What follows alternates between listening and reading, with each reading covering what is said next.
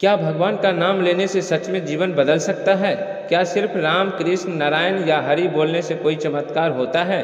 तो सुनिए एक ऐसी सच्ची और दिव्य कथा जो साबित करती है कि भगवान का नाम सिर्फ शब्द नहीं बल्कि जीवन की रक्षा करने वाली ढाल है।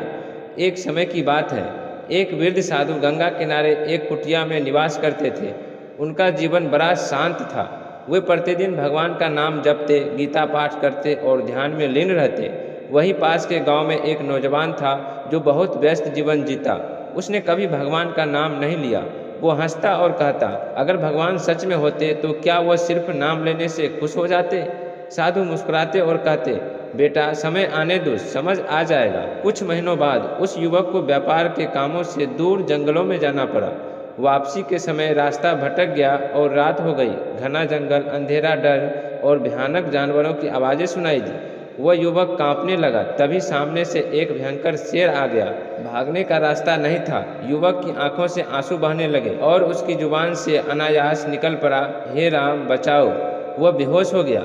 सुबह जब आंख खुली तो देखा शेर वहीं पास में बैठा था, लेकिन उसे छुआ तक नहीं था। सामने एक साधु खड़े थे। उन्होंने मुस्कुराकर कहा, बेटा तुमने उस रात जो एक बार भगवान का नाम लिया, उसने तुम्हारी रक्षा कर ली। भगवान का नाम ऐसे ही नहीं लिया जाता। उसमें शक्ति है, उसमें कृपा है, उसमें रक्षा है। जैसे गजेंद्र ने मगरमच्छ से बचने के लिए नारायण को पुकारा, भगवान आए। द्रौपदी ने हे कृष्ण कहा और सारी बढ़ती गई। प्रहलाद के मुख पर नारायण का नाम था और अग्नि भी उसे जला नहीं सकी। भगवान का नाम क्यों लेना चाहिए? क्योंकि जब हम नाम लेते हैं तो मन शांत होता है, नकारात्मक ऊर्जा दूर होती है, जीवन में संकट टलते हैं और आत्मा ईश्वर से जुड़ती है। भगवान का नाम लेना किसी मंत्र की तरह है। नियमित नाम स्मरण से भाग्य तक बदल सकता है। जब आप अकेले हो, डरे हो, टूटे हो, तो सिर्फ एक बार राम, कृष्ण, हरि, नारायण या शिव कहकर देखिए। आप खुद देखेंगे कि आप अकेले नहीं हैं।